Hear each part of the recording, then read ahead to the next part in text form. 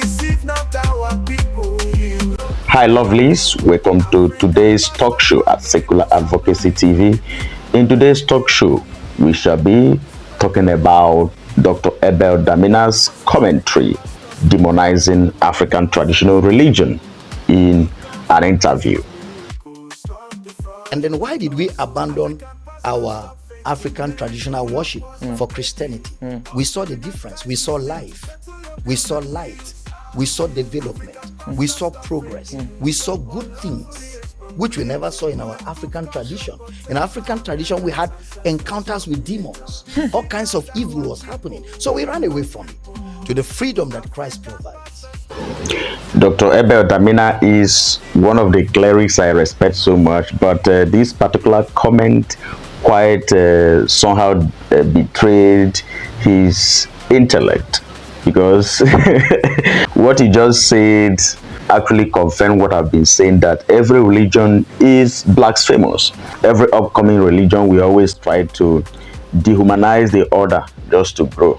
That was what Christianity did to Judaism, and Islam also rose to actually play down or to dampen Christianity. That is what every religion does. I felt an intellectual like Abel Damina will research so much to understand that every religion is the same thing with different brand. Every religion tends to worship the supernatural. There is none that is perfect. There is none that brings any enlightenment or civilization. Rather, religion tries to dampen civilization. Religion tries to suppress dissenting voices. You should have read history to understand that religion was being used to dampen dissenting voices. If you look at all religion, from ancient traditional belief to Christianity and Islam, they are all the same thing. Religion got nothing to do with liberation, civilization.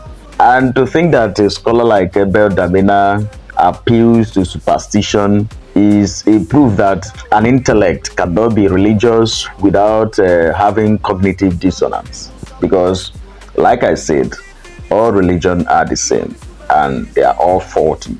They are all based on theistic and sort of superstition. They do not even have anything to do with education. Talk of Christianity bringing enlightenment to our people. We should go back to history to understand that ancient Africa was even the first to educate the Europeans that brought Christianity. If you had researched about African philosophy, we understand that education started in Egypt, ancient Egypt, when it was still called Kemet. It was even the Greek conquerors that renamed it Egypt. It was once named Kemet. So he should go back to, I know he's a very educated man, he should go back to history and study well. All the pillars of Western education were educated in Africa, Egypt precisely. We had our educational system.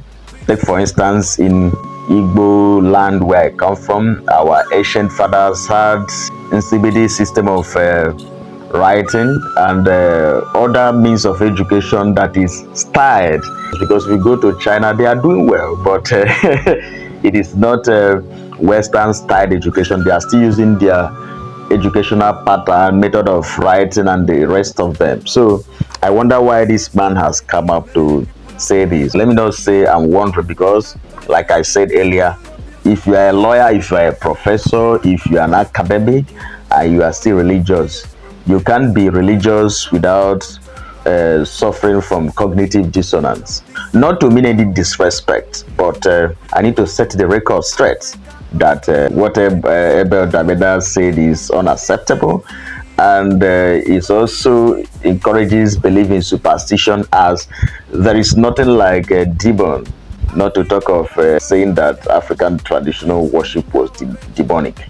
So I need to set the record straight so that all these our African scholars, purported African scholars that have cognitive dissonance, can go and have a rethink and research more. Because here at Secular Advocacy TV, we try to enlighten you with love and compassion, because we understand that cognitive dissonance, confirmation bias, stereotype, superstition have put us in a vicious circle that most people will think they are scholars.